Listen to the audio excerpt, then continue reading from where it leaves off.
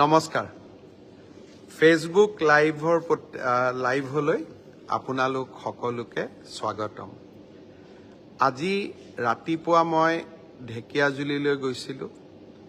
আমি সকলোৱে জানো যে 1942 চনৰ 20 ছেপ্টেম্বৰত স্বাধীনতা সংগ্ৰামীসকলে ব্ৰিটিছ থানাত পতাকা উত্তোলন কৰিবলৈ সিদ্ধান্ত লৈছিল। সেই দিনাখন তেতিয়াৰ অবিভক্ত দৰং জিলাৰ গহপুৰ আৰু ঢেকিয়াজুলিত স্বাধীনতা সেনানীসকলে তিৰংগ পতাকা উত্তোলন কৰিবলৈ আগবাঢ়ি গৈছিল। ব্ৰিটিছৰ গুলীত গহপুৰত কনকলতা বৰুৱা, মুকুন্দ কাকতিয়ে চৰম আত্মত্যাগ কৰিছিল দেশমাতৃৰ বাবে। ঢেকিয়াজুলিত 11 জন শ্বহীদে সেইদিনাখন দেশমাতৃৰ বাবে মৃত্যুক সাৱটি লৈছিল। জ্যোতিপ্ৰসাদ আগৰৱালাই সেই সংখ্যা 24 জন বুলি ধাৰণা কৰিছিলে। ব্ৰিটিছৰ কাগজ পত্ৰত 13 জন লোক বুলি কোৱা হৈছিলে। 2 জন লোকৰ পৰিচয় পোৱা সম্ভৱ নহলগৈ। আজি আমি ঢেকিয়াজুলিত সেই 1942 চনৰ 20 ছেপ্টেম্বৰত মৃত্যুবৰণ কৰা শ্বহীদ হোৱা 11 গৰাকী শ্বহীদৰ প্ৰতিমূৰ্তি উদ্বোধন কৰিলোঁ। 11 কোটি টকাৰ এটা প্ৰকল্প শ্বহীদ নগৰী ঢেকিয়াজুলিত উদ্বোধন কৰাৰ আজি আমাৰ সৌভাগ্য হ'ল। মই পুনৰ এবাৰ শ্বহীদসকলৰ প্ৰতি মোৰ সশ্ৰদ্ধ প্ৰণিপাত আগবঢ়াইছোঁ। ঢেকিয়াজুলিলৈ যাওঁতে জালুকবাৰী সমষ্টিৰ বেজেৰাত কিছু সময় ৰখি নিৰ্মীয়মান বেজেৰা উচ্চতৰ মাধ্যমিক বিদ্যালয়খন পৰিদৰ্শন কৰিছিলোঁ। অসমত 8 কোটিকৈ টকা খৰচ কৰি কৰবাত অলপ বেছিও আমি 5-6খন অসমীয়া মাধ্যমৰ বিদ্যালয় জাকত জিলিকাকৈ নিৰ্মাণ কৰাৰ ব্যৱস্থা হাতত লৈছোঁ। প্ৰতিটো সমষ্টিতে এনে মহান কৰ্মযজ্ঞ আৰম্ভ হৈছে। এই বিদ্যালয়বোৰ হৈ উঠিলে আমাৰ বিদ্যালয়বিলাকো ছেইণ্ট মেৰিজ, ডন বস্কোৰ দৰে ধুনীয়া দেখা হ'ব। সুন্দৰ ইনফ্ৰাষ্ট্ৰাকচাৰ আৰু অতি এফিচিয়েণ্ট শিক্ষক, এই দুইখিনি প্ৰদান কৰাটো চৰকাৰৰ দায়িত্ব। কিন্তু শিক্ষানুষ্ঠানত শৰীৰ থাকিলে নহ'ব, তাত আত্মাও থাকিব লাগিব। শিক্ষক, ছাত্ৰ-ছাত্ৰী আৰু অভিভাৱক এই ত্ৰিবেণী সংগ্ৰমে বিদ্যালয়বিলাকক একোটা পবিত্ৰ আত্মাৰ অধিকাৰী কৰি গঢ়ি তোলে। ৰাজ্যৰ শিক্ষা বিপ্লৱত এই ত্ৰিবেণী সংগ্ৰমে একোটা নতুন ৰূপ লওক, তাক মই নিশ্চয় কামনা কৰিম। আজি ADRE আছাম ডাইৰেক্ট ৰিক্ৰুটমেণ্ট এক্সামিনেশ্যনৰ ওপৰত মই কেইটামান নতুন তথ্য আপোনালোকক দিব বিচাৰিছোঁ। আপোনালোক সকলোৱে জানে এই চৰকাৰখনে স্বচ্ছ আৰু নিকা নিযুক্তিক বিশ্বাস কৰে আৰু স্বচ্ছ আৰু নিকা নিযুক্তি প্ৰদান কৰিবলৈ যোৱা পৰীক্ষাৰ সময়ত আমি ইণ্টাৰনেটৰ সেৱা বন্ধ কৰিছিলোঁ। কংগ্ৰেছ দলে যথাৰীতি মোক সমালোচনা কৰিলে, কিন্তু আজি ঝাৰখণ্ডত কংগ্ৰেছ দলৰ চৰকাৰে তাতে আজি হোৱা এনেকুৱা ধৰণৰ ৰিক্ৰুটমেণ্ট পৰীক্ষাত ইণ্টাৰনেট বন্ধ কৰিবলৈ সিদ্ধান্ত লয়। অৰ্থাৎ আজি কংগ্ৰেছ দলে ঝাৰখণ্ডত এটা বেলেগ ৰূপ আৰু অসমত এটা বেলেগ ৰূপ ল'ব বিচাৰে।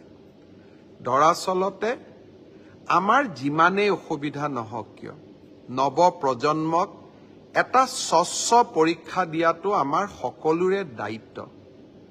বছৰত এটা দিনত 2 ঘণ্টা 3 ঘণ্টা সময় ইণ্টাৰনেট সেৱা বন্ধ থাকিও আমি যদি 11 লাখ পৰীক্ষাৰ্থীক আত্মবিশ্বাস দিব পাৰোঁ যে সমাজে আপোনালোকৰ কাৰণে চিন্তা কৰে, সমাজে এটা স্বচ্ছ পৰীক্ষাত বিশ্বাস কৰে, তাতকৈ আৰু ডাঙৰ কথা কি হ'ব পাৰে।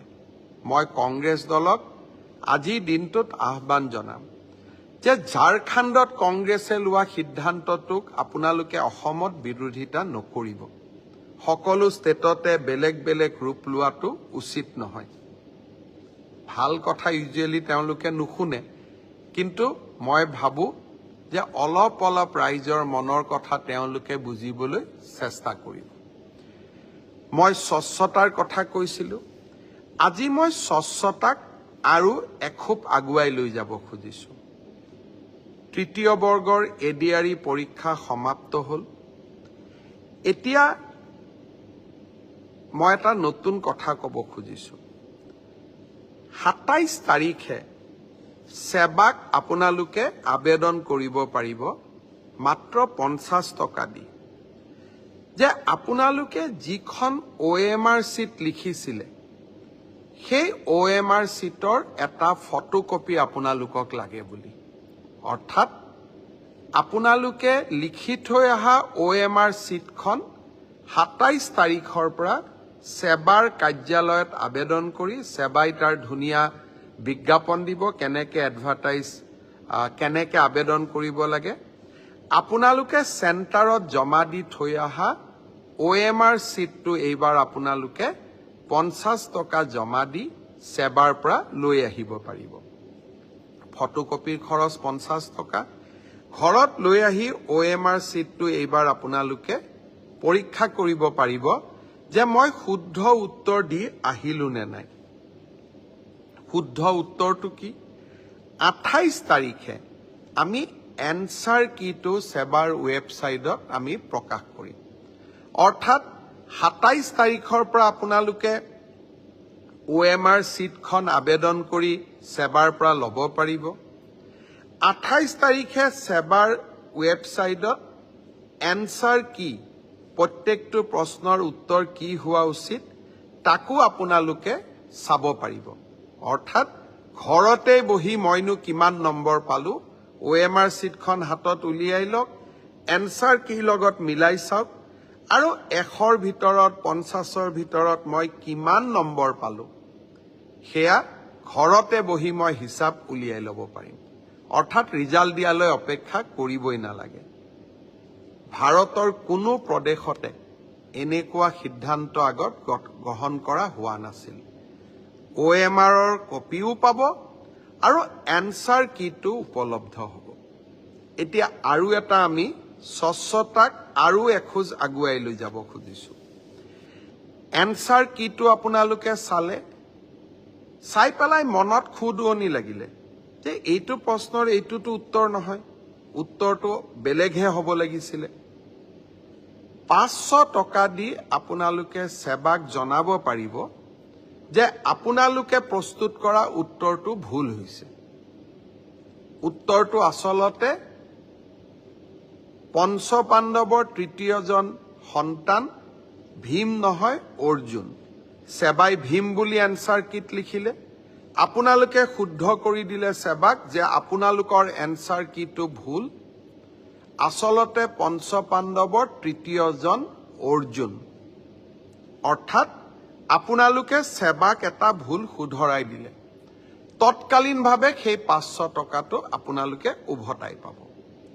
৫০০ টকাটো আমি এই কাৰণেই ফিজ লৈছোঁ, নহ'লে সকলোৱে এনসাৰ কিটো ভুল বুলি হাৰাশাস্তি কৰাৰ ৰাস্তাও ল'ব পাৰে। যাতে হাৰাশাস্তি কৰাৰ ৰাস্তা নলয় সেইবাবে আমি এটা ৫০০ টকা ল'ম, কিন্তু যদি আপোনালোকৰ পৰামৰ্শ শুদ্ধ হয় আমি সেই ৫০০ টকাটো উভতাই দিম। অৰ্থাৎ আজি মই স্বচ্ছতাৰ দিশত তিনিটা কথা ক'লো। অহা ২৭ তাৰিখৰ পৰা স্বচ্ছ পৰীক্ষাৰ ক্ষেত্ৰত মই তিনিটা নতুন সিদ্ধান্ত আজি মই ঘোষণা কৰিলোঁ। এটা হ'ল যে আপোনালোকে OMR চিটটো, যিটো চিটত আপোনালোকে আনসাৰ কৰি আহিছে তাৰ ফটোকপিটো অহা ২৭ তাৰিখৰ পৰা আপোনালোকে সংগ্ৰহ কৰিব পাৰিব সেৱাৰ কাৰ্যালয়ৰ পৰা। তাৰ প্ৰচিডিউৰটো বিজ্ঞাপনত আহিব। ৫০ টকা দি আবেদন কৰিব লাগিব। ৫০ টকাও ফটোষ্টেটৰ খৰচ। দ্বিতীয়তে ২৮ তাৰিখে আপোনালোকে এনসাৰ কিটো পাব। যাতে OMR আৰু এনসাৰ চিটটো মিলাব পাৰে আৰু এনসাৰ কিটোত যদি আপোনালোকে কিবা ভুল দেখে সেইটো আপোনালোকে সেৱাক জনাব পাৰিব 500 টকা দি আৰু আপোনাৰ পৰামৰ্শ বা আপুনি যেটো ভুল বুলি কলে হি যদি বিশেষজ্ঞসকলে সঁচাই ভুল বুলি কয় আমি আপোনাক সেই 50 টকাটো উভতাই 500 টকাটো আমি উভতাই দিম একাংশ পৰীক্ষাৰ্থী আমাক প্ৰশ্ন কৰিছিল যে OMR সিটত ফটোটো কিয় দিছে মই চালু অন্ধ্ৰপ্ৰদেশ মহাৰাষ্ট্ৰ আজিকালি সকলো ৰাজ্যৰ পৰীক্ষাত OMR সিটৰ লগত ফটোটো দিয়ে যাতে এজন পৰীক্ষাৰ্থীৰ নামত আন এজন পৰীক্ষাৰ্থীয়ে পৰীক্ষাত অৱতীৰ্ণ হ'ব নোৱাৰে আজি মই সেৱাৰ বিষয়াসকলৰ লগত কথা পাতিছিলো তৃতীয় শ্ৰেণীৰ OMR সিট ইতিমধ্যে বনোৱা হৈ গল ড্ৰাইভাৰ বা তৃতীয় শ্ৰেণীৰ আন পোষ্টৰ কাৰণে আপোনালোকৰ মনোভাৱ কাৰণ বহুতে কৈছিল যে আমাৰ আইডেন্টিটিটো ৰিভিল হ'ব পাৰে আপোনালোকে কোৱা কথাটো নিশ্চয় কিছু মেৰিট আছে হে ভৱিষ্যতৰ ৰিক্ৰুটমেন্ট পৰীক্ষাত এডিআৰইৰ পৰীক্ষাত OMR সিটত ভৱিষ্যতে ফটো লগোৱা OMR সিট ব্যৱহাৰ নকৰিবলৈ মই সেৱাক পৰামৰ্শ দিছো তেওঁলোকে মোক কৈছে যে স্যাৰ 29 তাৰিখৰ পৰীক্ষাত এয়া সম্ভৱ নহব কিন্তু নৱেম্বৰৰ পৰা যি অক্টোবৰত যি আমাৰ পৰীক্ষা হ'ব তাত আমি OMR সিটত ফটো নাৰাখো অৰ্থাৎ এইখন চৰকাৰক কোনোবাই ইতিবাচক সমালোচনা কৰিলে ইতিবাচক পৰামৰ্শ দিলে তাক গ্ৰহণ কৰাৰ সততা আৰু সাহস আমাৰ আছে কাৰণ মই সদায় বিশ্বাস কৰো মুখ্যমন্ত্ৰী বা চৰকাৰ ৰাইজৰ ওপৰত নহয় মুখ্যমন্ত্ৰী বা চৰকাৰ ৰাইজৰ তলত শ্ৰদ্ধাৰ ৰাইজ ফিক্সিংক লৈও কেইটামান সমস্যা বিশেষকৈ নলবাৰীত এটা সমস্যা দেখা গৈছিল আমি এইকেদিন ন্যাশনাল ওমেন কমিশন আৰু বিভিন্ন কেন্দ্ৰীয় চৰকাৰৰ পৰীক্ষাত ফ্ৰিস্কিং কেনেকে কৰে তাৰ বিষয়েও আমি আলাপ আলোচনা কৰিছিলো সকলোৱে এটাই উত্তৰ দিছে যে যদি সেম জেন্ডাৰৰ মানুহে সেম জেন্ডাৰক ফ্ৰিস্কিং কৰে তেতিয়া তাত কোনো বাধা থাকিব নোৱাৰে অৰ্থাৎ মহিলাই যদি মহিলাক ফ্ৰিস্কিং কৰে পুৰুষে যদি পুৰুষক ফ্ৰিস্কিং কৰে তাত আপত্তিৰ কোনো থল নাথাকে আজি আমি ষ্টেট ওমেন কমিশন মহিলা আয়োগ আৰু বিভিন্ন পৰীক্ষাত গ্ৰহণ কৰা ব্যৱস্থাৱলী সম্পৰ্কে আজি আমি পৰ্যালোচনা কৰিলো পৰ্যালোচনাৰ অন্তত আমি এইটো সিদ্ধান্তত উপনীত হলো যে মহিলাই মহিলাক ফ্ৰিস্কিং কৰাত কোনো বাধা থাকিব নোৱাৰে পুৰুষে মহিলাক ফ্ৰিস্কিং কৰিব নোৱাৰে কিন্তু মহিলাই মহিলাক ফ্ৰিস্কিং কৰিব পাৰে আজি বিভিন্ন জনৰ লগত পৰামৰ্শ কৰি আমি এই বিষয়ে খবৰ ললো বিমান সেৱাত যেনেকৈ আপোনালোকে ফ্লাইটত গৈছে যে মই আপোনাক ফ্ৰিস্কিং কৰিম চাম আপোনাৰ শৰীৰটো আপোনাৰ আপত্তি আছে আপুনি ফ্লাইটত নুঠিব পাৰে কিন্তু বিনা